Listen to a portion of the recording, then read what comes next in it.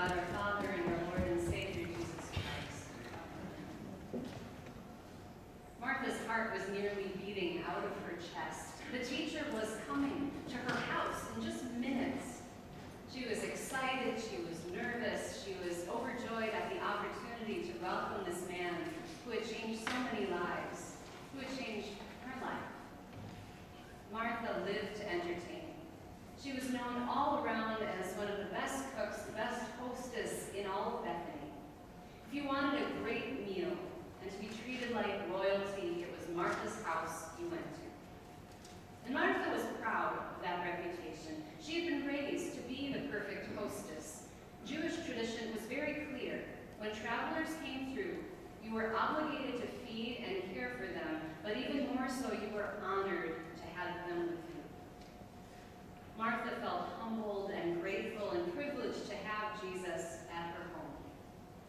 After all the time she'd heard him teach, after all the healings she'd seen, she could finally show her gratitude to him through what she did best. She was eager to make his day perfect. She prayed that everything would go well. So much to do, so little time. Well, at least she had her sister Mary to help out. But she thought, where is Mary? How can she miss this? Mary's heart was nearly beating out of her chest. The teacher was coming to her house within minutes. She was excited and anxious and overjoyed to have the opportunity to welcome this man who had changed so many lives and her life.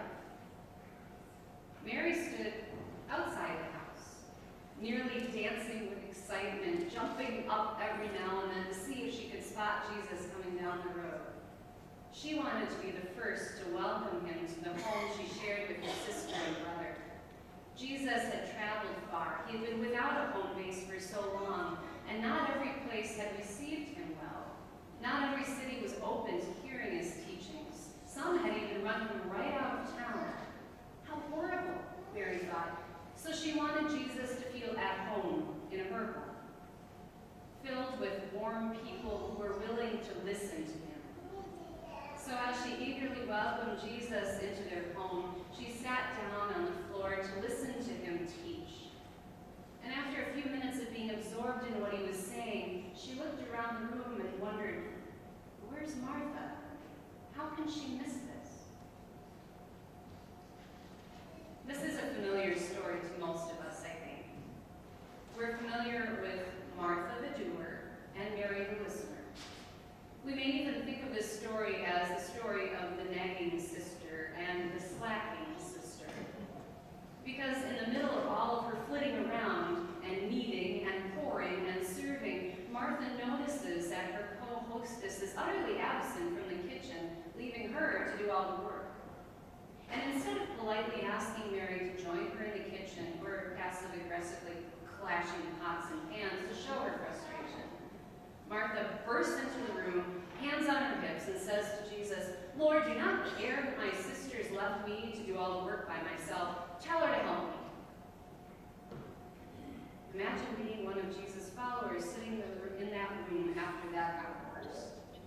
I can almost hear Peter saying, awkward. No matter how upset Martha is with her sister, there's really no excuse for dragging Jesus into their sibling squabble. It makes everybody feel very uncomfortable.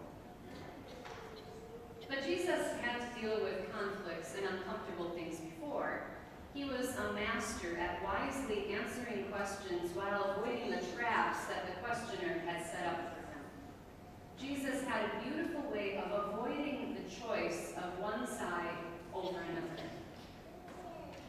But contrary to all of that, while looking at Martha standing in the doorway, Jesus takes a side. Martha, Martha, you're worried and distracted by many things. There's need of only one thing. Mary has chosen the better part, which will not be taken away from her. Well, if I had been Martha at that moment, and my younger sister had been Mary, this is the point at which she'd say, ha ha, I was right, you were wrong. There's something a little squirmish to me about this passage. Obviously, Martha dragging Jesus into her family drama in front of a room full of guests has a high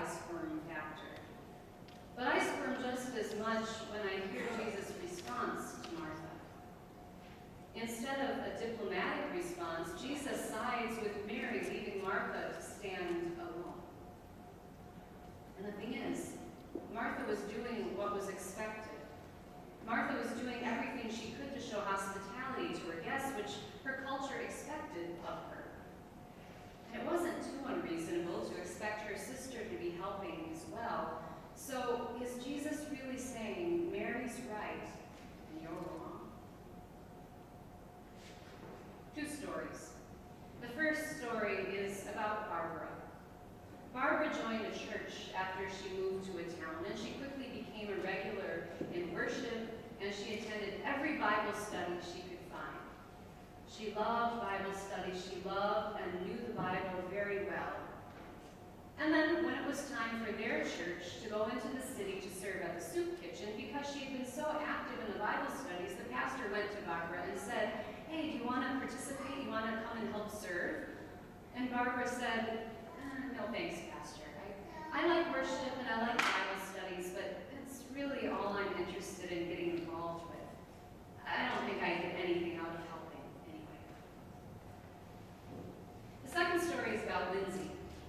Lindsay walked into a church one day and said, "You know, I've just moved to town and I heard that you need Sunday school teachers. I'd love to teach." The pastor said excitedly, "Well, that's wonderful.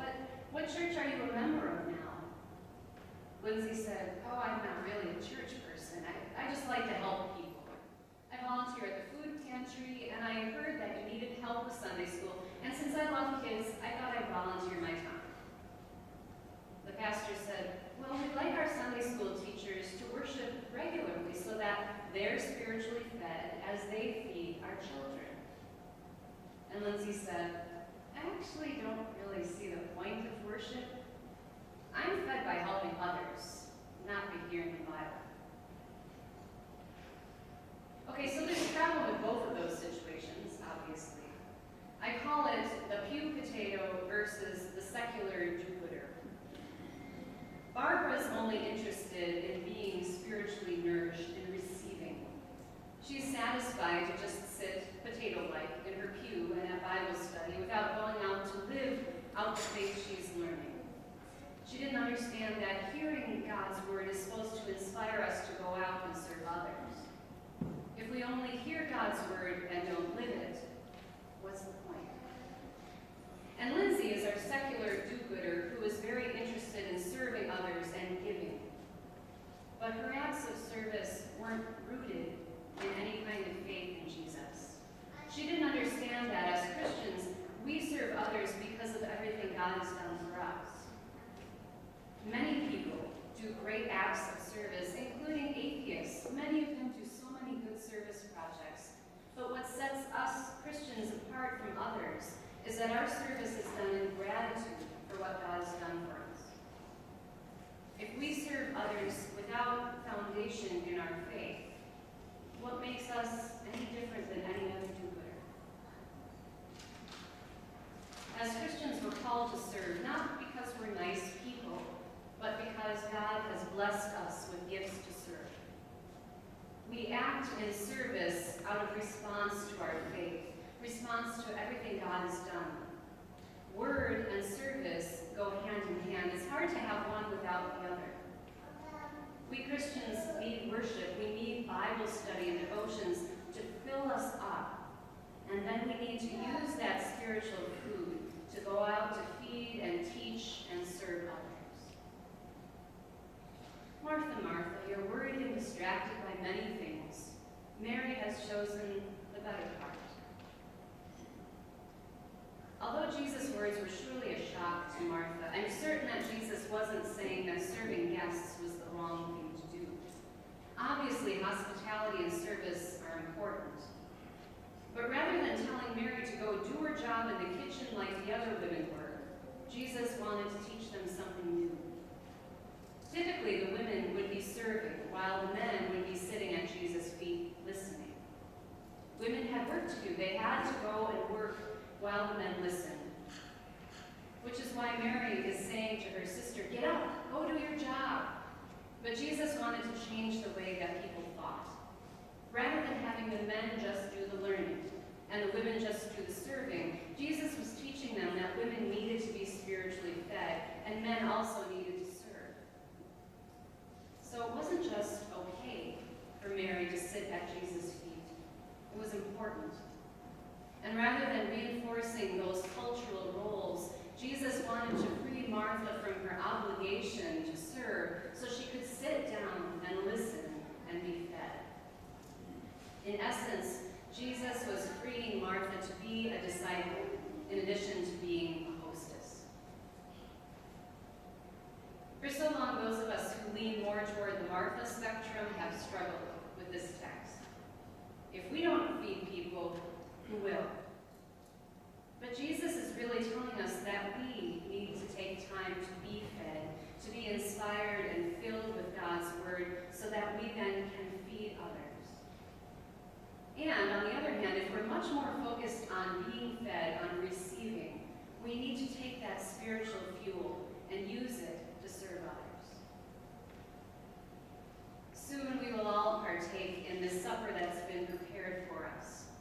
At this supper, it's Jesus who's our host, feeding us, blessing us, forgiving us, and sending us out to serve as he first served us.